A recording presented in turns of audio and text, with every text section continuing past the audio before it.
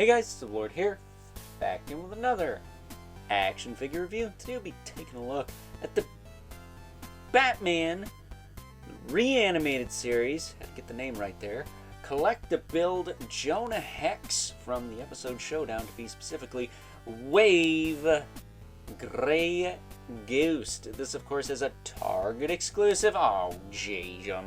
Brought to us by the fine folks over at McFarlane Toys and or DC Direct. I put DC Direct in the title of the video, but you can pick your poison, really. That said, I am stoked as heck to get my hands on this guy, because back in the day, in the days of the Hub Network, anyone remember the Hub Network? I basically called it Hasbro TV, because it had Transformers, My Little Pony, Strawberry Shortcake, and G.I. Joe on it. Only thing it didn't have was that crappy mess cartoon. Either way, it had all those. But it also played Batman the Animated Series, and that's where I saw, like, On Leather Wings with Man-Bat, and this episode, the Grey Ghost episode. It also played Batman Beyond, which, not for nothing, I'm probably just as stoked to have this guy as I was Batman Beyond last year, because I never got the originals, and they go for a lot of money nowadays. But at any rate, I remember watching this specific episode, and then we would flip over to I almost think they played it on there, but don't quote me on that, but the Batman 66 show. It was either on another channel, or it very well could have been on the Hub. I almost think they played it and the Munsters on there at some point, but my memory could be deceiving me. I'm not 100% sure on that. But at any rate, Adam West was my dad's Batman, and Kevin Conroy was my Batman, so to see the two of them team up was freaking badass. So there you go. I only wish they actually fought like Batman villains and not Bruce Timm acting like a psychotic nerd. But at any rate, geek, whatever the right term is. Why don't we cut right to the chase and get into the meat and taters of this review and take a look-see at all the Grey Ghost has to offer in terms of accessories. Starting off with a collectible trading card with a picture of him right there. On the back, he's badass, voiced by Adam West. There you go. That's all you need to know. As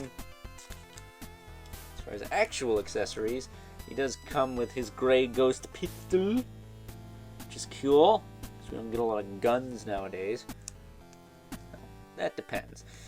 We also get a couple extra hands.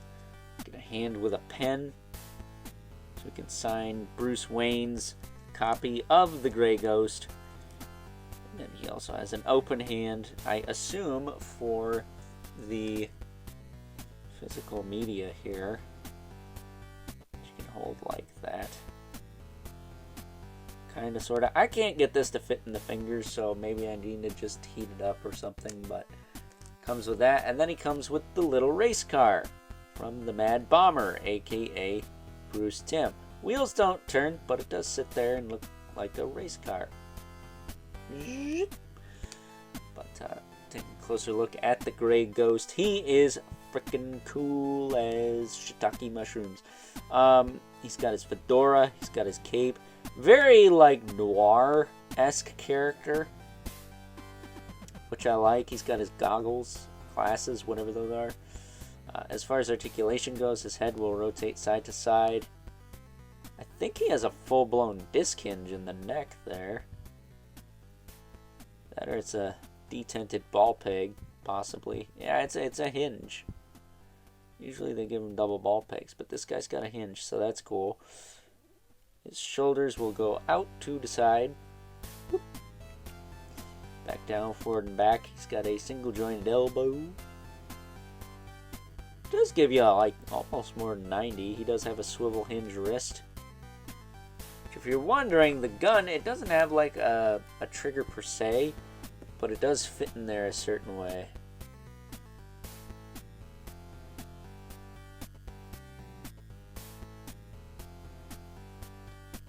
It's only going to fit in there one way. And that's the way, I like it. No, but that's the way it goes in. You can hold it straight. It's fine. I do wish he had like the up and down hinge on the wrist, but that's neither here nor there. Is his hand in all the way? Feels like it is.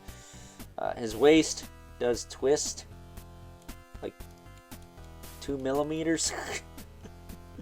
Maybe if you heat this piece, you could get it to do more. But he is a lot like... Well, that was weird. He sound like the frickin' Puma from Looney Tunes. But at any rate, he is a lot like the Red Hood we looked at and the Build-A-Figures from this Batman Reanimated line, because he's got the rubber kind of diaper overlay and the ball socket hips. So he can kick out, forward and back just fine. He's got a thigh cut in there. It's not a lot, but it's a little. He's got double jointed knees, which surprised the hell out of me. I didn't expect him to have that. They look a little funky because they are literally just like straight, squared off like tubes. But, you know, it is what it is. And then he does have a hinge in the foot with a rocker. No ball hinge down here, but there is space, but there isn't. It's just nice to have him have ball or rocker there. But yeah, that's the Gray Ghost. He's freaking cool. I think he's awesome. Other than maybe the Jonah Hex in this wave, I think he's possibly a candidate for Figure of the Year, at least for me, because I love this episode. I love this character. And watching the episode earlier this year, when I went back and binge watched Batman the Animated Series, I gotta tells you, that, well, it made me feel the N-word. And before you hit me up in the comments, no, I don't mean that N-word. Get your mind out of the gutter, you sick freaks. So, with that being said, it's time now that we move right along and take a look at some size comparisons. First up, here is good old Gray Ghost alongside the other figures from this collectible Jonah Hex Batman Reanimated Series wave that I currently have. Don't have the Combat Belt Batman yet, sad face, but I do have Ra's al Ghul and Killer Croc. And I gotta tell you, the one thing I like about this line is that no figure is like the same size as another figure. Like Ra's is a little taller than the Gray Ghost, and Killer Croc is all around bigger than the two of them. I think that is really cool and is a testament to the care that DC Collectibles put into this line back in the day, despite its flaws.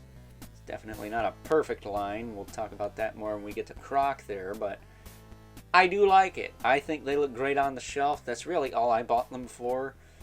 Some of them can pose like Gray Ghost here, but some of them just kind of stand there like Ra's al Ghul. It is what it is, I'm afraid, but getting these two out of the way.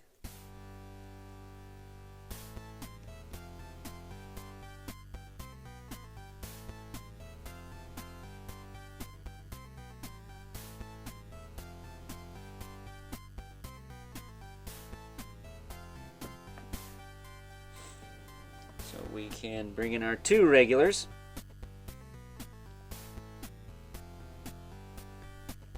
Mythic Legion's Brother Mandibolith and the infamous 11 Spawn, who, as usual, towers over everyone. So, with that being said, if I don't have any more flashbacks, it's time now that we wrap things up with some final thoughts.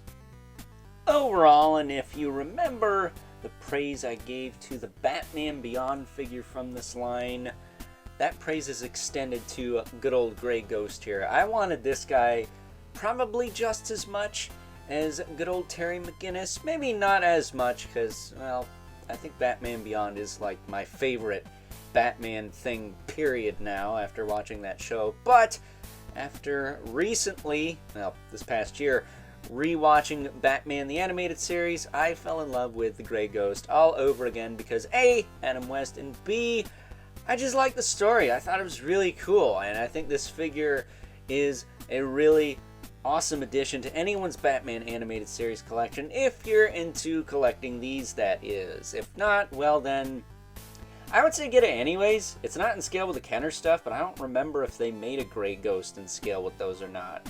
I have a vague memory of something like that, but maybe that was a Matty Collector Justice League Unlimited thing.